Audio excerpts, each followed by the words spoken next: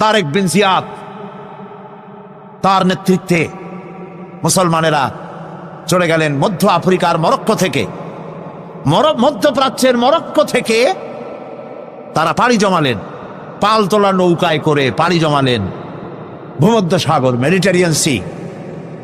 ভূমধ্য সাগর পাড়ি দিয়ে দিনের পর দিন বহু কষ্ট করে পরিশ্রম করে খেয়ে না খেয়ে জিব্রাল্টার প্রণালীর মধ্য দিয়ে স্পেনের তটরেখায় গিয়ে তারা ভিড়লেন।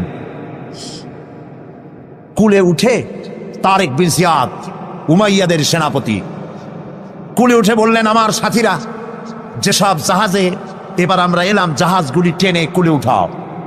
জাহাজগুলি কুলে উঠানো হলো। তিনি বললেন, এই জাহাজগুলিকে অগ্নিসংযোগ করো।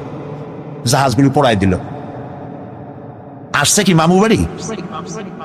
বোঝেন না কথা? শ্বশুর বাড়ি? কোথায় আসছে? কাফেরদের দেশে এসছে, যেখানে মানবতার উপরে জুলম চলছে। সেই দেশে এসেছে ইনসাফ কায়েম করার জন্য, কোরআনের রাজ কায়েম করার জন্য।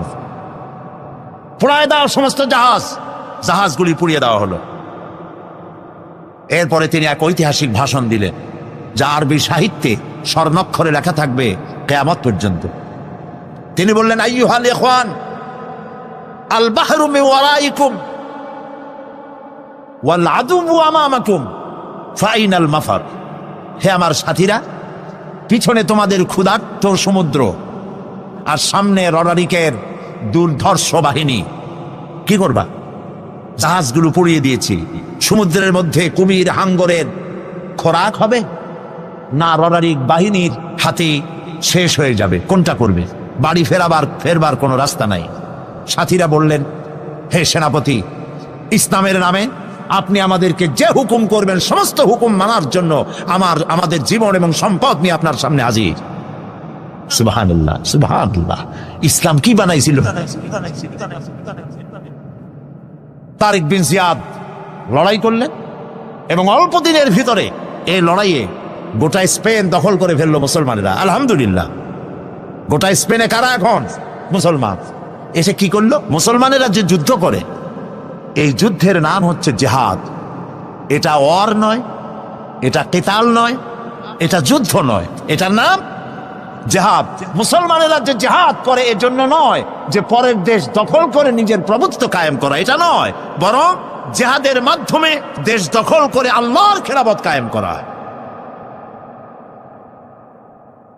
পুরা স্পেন দখল করল। এবছর স্পেনে আমার দাওয়াত ছিল। মুসলমানদের পরাজয়ের পর মুসলমানেরা প্রায় 800 বছর রাজত্ব করেছে।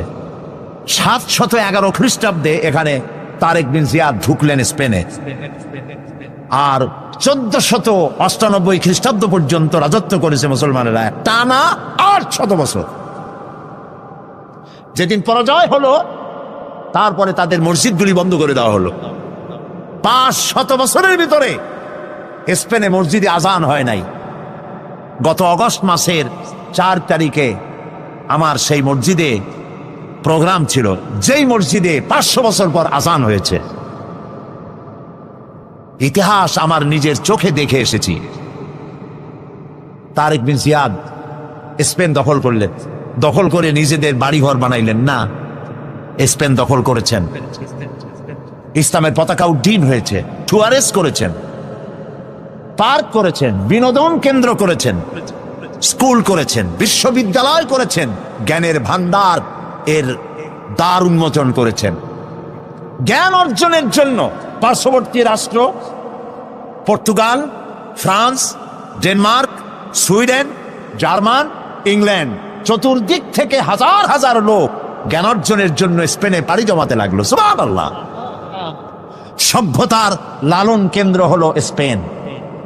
আজকে বলতে খুব দুঃখ লাগে, ওরা দাবি করে ওরা নাকি ওয়েস্টার্ন সিভিলাইজেশন, ওরা পাশ্চাত্য সভ্যতার দাবিদার। ওরা যখন ইংল্যান্ডের মানুষেরা বাড়ি বানায়া থাকে কেমনে যখন জানতো না, যখন গাছের মধ্যে গর্ত বানায়া পাখির মতো সেই গর্তে বাস করত, গোসল করে শরীর ক্লিন করে কেমনে যখন জানতো না, তখন আমরা মুসলমানেরা গ্রানাডা এবং কর্ডোবায় বিজ্ঞানের বিভিন্ন শাখায় বিচরণ করতাম। এ হাতের ঘড়িটা তো আমাদের আবিষ্কার করা, কম্পাস মুসলমানদের আবিষ্কার করা, বন্দুক, কামান, জিওমেট্রি, ম্যাথামেটিক্স, অ্যালজাবরা মুসলমানদের আবিষ্কার করা, ভূগোল, সায়েন্স এগুলি মুসলমানদের আবিষ্কার করা, চিকিৎসা বিজ্ঞান মুসলমানদের আবিষ্কার করা। এগুলি শুনলেও এখন যুবকদের মনে হাসি পাবে, যেহেতু আমি জানিও না, চিন্তায় পড়ে যাবে। এগুলি সব মুসলমানদের আবিষ্কার করা ছিল। যখন মানুষেরা, যে জাতি লেখাপড়া বাদ দেয়, সে তখন শাসক হয় না, শাসিত হয়ে যায়। কথা বুঝে আসছে? যারা লেখাপড়া করে তারাই শাসন করে, যাদের কাছে লেখাপড়া নাই তারা শাসিত হয়, শাসকদের জুতা টানে।